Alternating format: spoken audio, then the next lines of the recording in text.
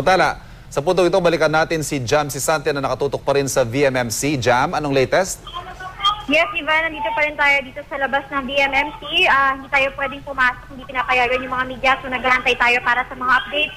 Pero kita natin yung mga tweets nitong si Attorney Ferdinand Topacio, na abogado ni dating First Gentleman Mike Arroyo, at sinasabi niya nga, nandun na nga si Sheriff Rodelio Buenviaje ng Pasay RTC Branch 112 at inaasikaso na raw nila ng pulisya at ng hospital staff yung paperwork, yun nga parang dun sa mga records ng dating Pangulong Arroyo. Samantala dito naman sa labas, patuloy pa rin yung mga kilos protesta, yung mga anti-Gloria Macapagal Arroyo group. May mga grupo nga ng mga militante na Alliance Concerned Teachers, Bayan Muna, Nakawit at iba pa.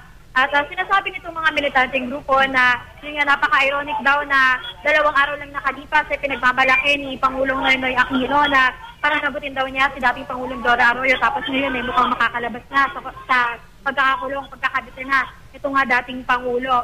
Kanina hindi ko nabanggit, meron din para dito mga grupo ng pro-Arroyo group. Bale, karamihan sa kanila mga nakaputi, marami-rami din sila mga abot siguro ng 100 at nakalagay sa mga banner nila, dapat daw ang karapatan ay galangin. So yun, patuloy pa rin yung mga kilos protesta ng dalawang magkalaban na grupo.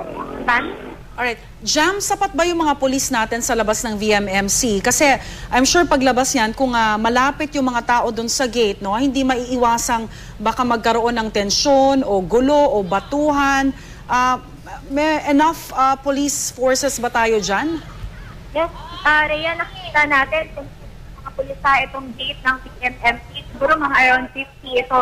Bawat nakatatlong hanay sa gitna at 2 magkabilang gilid noong gate. So talagang nakabantay sila, media hindi nga makalapit. Mukha namang talagang mahigpit yung seguridad dito. In fairness, yung mga militante rin naman sa ngayon na nandun lang talaga sila sa isang gilid, hindi sila nag-a-attempt na mapumilit pumasok doon sa BMMC. Yan. Jam, naaalala natin, nung dalhin si Pangulong Arroyo mula sa St. Luke's papunta sa VMMC, katakot-takot na security arrangements ang ginawa ng pulisya. Are we seeing the same arrangements today? Sa ngayon, mukhang state arrangements, napakaraming pulis. Pero nakikita ko ngayon, nandun yung mga pulis sa loob mismo ng gate. Walang masyadong pulis dito sa labas ng gate. So parang mas mahigpit yung seguridad noon nung dinala dito sa dating Pangulong Arroyo. Pero meron naman mga traffic cops. Parang mga traffic cops yung nakikita ko na nandito sa labas na nagpo-control ng traffic dahil nga napakarami mga running dito sa labas. Alright, kasi medyo biglaan nga itong pangyayaring ito, Jam, no? Tanaw mo ba yung, kasi itong video na nakikita natin, yung dalhin dyan si dating Pangulong Arroyo, punong-puno ng sasakyan yan Umaasa ba tayo ng mahabang convoy o talagang iilan lang itong mga sasakyang maghahatid sa La Vista kay dating Pangulo? Sa ngayon kasi, wala tayong masyadong balita kung sino yung mga kasama ni dating Pangulong Arroyo. Alam lang natin, so far yung mga kapamilya niya, si Arroyo nga nasa loob, ilang abogado, sabi ni Attorney Ferdinand Topacio, nandun sa loob si Attorney Raul Lambino na political spokesperson ni dating Pangulong Arroyo. According to sa tweet ni Attorney Topacio, nandun si Congresswoman Amerita Villarosa, parang mukhang pamilya and close family friends yung mga kasama ni or nandoon sa loob ng DNMC kasama na dating Pangulong Arroyo. So, hindi natin masasabi sa ngayon kung meron ka bang ibang mga taga-suporta o mga kaibigan na pupunta pa, dadagsa pa dito para samahan sa paglabas niya dito sa DNMC. Hanggang ngayon, Jam, meron ka bang nakikita mga pumapasok na mga kaalyado sa politika ng dating Pangulo, partikular itong mga kasamahan niya sa Kamara? Pagdating natin, Ivan, wala tayong nakita na pumasok na mga, or at least walang mga recognizable kasi di naman, walang bumaba para kumausap sa media, dire-diretso lang yung mga sasakyan nila doon sa loob ng VMMC kung saan barred tayo sa pagpasok. Hindi natin napansin kanina or hindi natin naabutan yung pagpasok ng nila Attorney Topacio. Siguro na mas maagat sila sa pagpasok doon sa VMMC bago tayo makarating dito mula sa Pasay RTC. Jam, balikan lamang natin, itong bail na pinayagan ng Pasay RTC, ito ay para sa kasong electoral sabotage. Hiwalay ito dun sa kaso ng plunder na nasa Sandigan Bayan naman.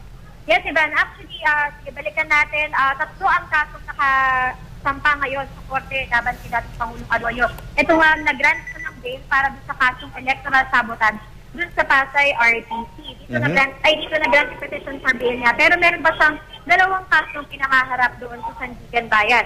Una, yung draft case para doon sa MDNDT appeal. Pero yun ay bailable kasi yung kaso na yun. So mga a few months ago, nakapag-post na ng bail sa dating Pangulong Arroyo doon sa kaso yun. Kaya nga ngayon ay libre na siya makaalis. Ngayon ginrant na yung bail sa electoral sabotage case. Meron pa siyang isang kasong pinakaharap doon sa Sandigan Bayan, yung plunder.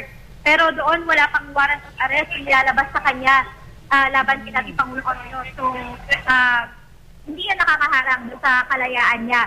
Meron pang hindi pa ng kampo ni Arroyo na extend yung plunder, yung proceedings sa plunder case dahil hindi pa raw siya nakakapag-file ng motion for reconsideration doon sa ombudsman. So, hindi niya ibigay sa kanya lahat ng available na remedies bago mag-proceed yung mga bago magpatuloy yung mga proceedings doon sa kanyang plunder case.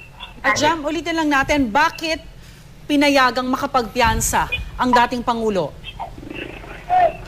According doon sa copy ng order na nakuha natin mula doon sa Pasay RTC Press 112 saka doon sa paliwanag ng kanilang spokesperson, isa lang kasi yung testigo na nagtuturo kay dating Pangulong Arroyo bilang sangkot doon sa dayaan umano doon sa 2007 election.